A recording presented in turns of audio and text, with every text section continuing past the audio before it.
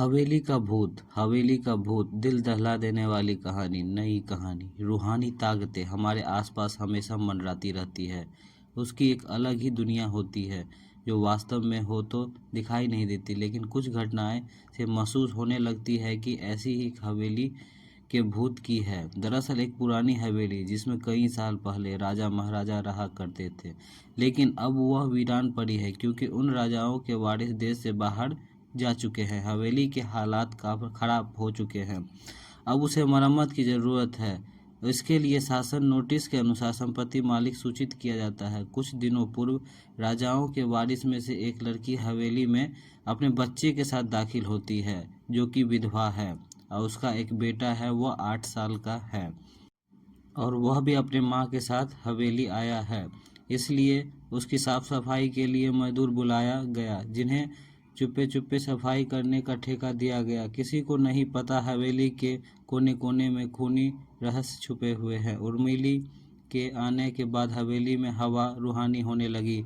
ऐसा लग रहा था मानो कोई वर्षों का इंतजार कर रहा है। हवेली के वारिस का एक रात उर्मिला अपने कमरे में अपने बच्चे के साथ सो रही थी। अचानक उसकी खिड़की के से एक पक्षी टकराया और वह मरा हुआ पाया, लहूलुहान पाया। उसके शरीर से खून की बूंदें फर्श पर गिर रही थी। नज़ारा इतना भयानक था कि वह अपने बच्चे को उठाना जरूरी नहीं समझी, लेकिन उर्मिला हिम्मत करके उसे पक्षी को खिड़की से बाहर फेंक देती है। लेकिन इसके बाद उसे रात भर नींद नहीं आती और वह सुबह तक जागती रहती है। दरअसल वह जानना चाहती है कि यह किसकी शरारत तो नहीं। सुबह होते ही वह अपने काम पर मजदूरों से जाकर कहती है कि रात को कमरे की खिड़की पर पंछी आकर टकराया था। वह तुम लोगों का शरारत तो नहीं? नहीं, हमने खिड़की के नीचे किसी पंछी को मरा हुआ नहीं देखा, ऐसे मजदूर लोग कहने लगे। वहाँ पंछी का एक पंख भी नहीं था। यह तो पंछी होना चाहिए, कम से कम खून का कुछ बूंदें दिखनी चाहिए, लेकिन यहाँ पर पंछी का एक पंख नहीं पड़ा हुआ है। उर्मिला सभी मजदूरों को कहती है, हवेली बहुत ही कीमती चीज़ों मूर्तियाँ हैं, संभाल के साफ सफाई करना। मजदूर अपने काम में लग जाते हैं। उर्मिला अपने बच्चों के साथ कमरे में टीवी देख रही होती है। अचानक हवेली के छत से एक मजदूर गिरता है और उसकी मौत हो जाती है। उर्मिला कमरे से नीचे आती है और इसके गिरने का कारण पूछती है। लोगों के जवाब अलग अलग होते हैं। कोई कह रहा होता है कि इससे खुदी की है, आत्महत्या की है। सभी के दावे अलग अलग थे, लेकिन उर्मिला का यह कुछ अनकही बातें सुनाई दे रही थी। उर्मिला के कान में अचानक एक आहट आवाज़ आती है, अपने बच्चों को बचा सकती हो तो बचा लो।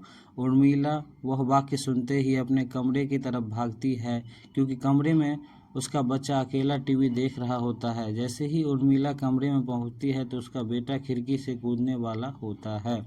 उर्मिला उसके पैर पकड़ लेती है और वह खिड़की से लटक जाता है। उर्मिला पूरी ताकत से उसे ऊपर खींचती है, लेकिन बच्चा फिर भी कूदने की जिद कर रहा होता है। उर्मिला किसी कदर अपने बच्चे को काबू में करती है और वह कमरे से बाहर आ जाती है। वह मजदूरों से पूछती है, बताओ क्या है हवेली में, क्योंकि ये बच्चा तो ऐसा नहीं कर सकता है।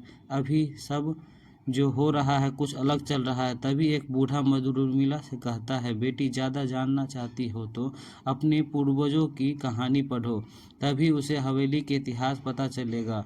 इस हवेली की कहानी किताब इसी गांव के सरपंच के घर में रखी है, जो कि बहुत साल पहले मर चुके थे, लेकिन अब उनके बेटे के पास किताब मौजूद है। उर्मिला सरपंच के घर पहुंची और किताब ले ली। किताब पढ़ते ही उसे पता चला कि हवेली एक नौकर नौकरानी रहते थे। उन दोनों के बीच बहुत गहरा प्रेम था। एक रोज रानी का जेवर चोरी हो गया और वह नौकरानी को जला के मार दी। इस सोग में नौकर ने अपने आत्महत्या कर ली, जिस वजह से यह हवेली हमेशा के लिए बंद होने लगा और उसके बाद कई मौतें होने लगी। उर्मिला हवेली का रहस्य जानकर यहाँ से जानना चाहती थी, लेकिन उसे अपने बच्चे को चिंता थी, इसलिए वह रात में ही कार लेकर एयरपोर्ट के लिए निकल जाती है। अचानक रास्ते में उसके कार का एक्सीडेंट हो जाता है। कार पलटकर उल्टा हो जाती है, लेकिन दोनों में से कोई को नुकसान नहीं होता। उर्मिला अपने बच्चे को बाहर निकाल देती है और सुनसान सड़क पर भागने लगती है। रास्ते में उसे एक कार आते दिखाई देती है। कार रोकने के लिए उर्मिला सड़क के बीच में खड़ी हो जाती है, अपनी मदद के लिए चिल्लाने लगती है। तभी अचानक कार वाला आकर कार का ब्रेक लगा देता है। उर्मिला पास जाकर देखती है तो उसकी हिम्मत बढ़ जाती है, क्योंकि वह एक पुलिस अफसर था। उर्मिला हड़बड़ाहट में उसे अपनी बात बताती है और रोने लगती है। पुलिस अफसर उसे अपनी गाड़ी में बैठने के लिए कहते हैं और रोड में जाने के लिए कहते हैं। इसकी कार के सामने रोड पर गिर जाता है एक बूढ़ा आदमी। पुलिस अफसर गाड़ी में उठाकर उस व्यक्ति को रख देता है। बूढ़ा व्यक्ति होश में जैसे ही आता है, पुलिस वाले की गला दबाने लगता है। अचानक उस बूढ़े व्यक्ति के गला दबाने से पुलिस वाले गाड़ी का ब्रेक लगा देता है और वह उसके सर पर गोली मारता है, पर उसका कुछ भी असर नहीं होता है।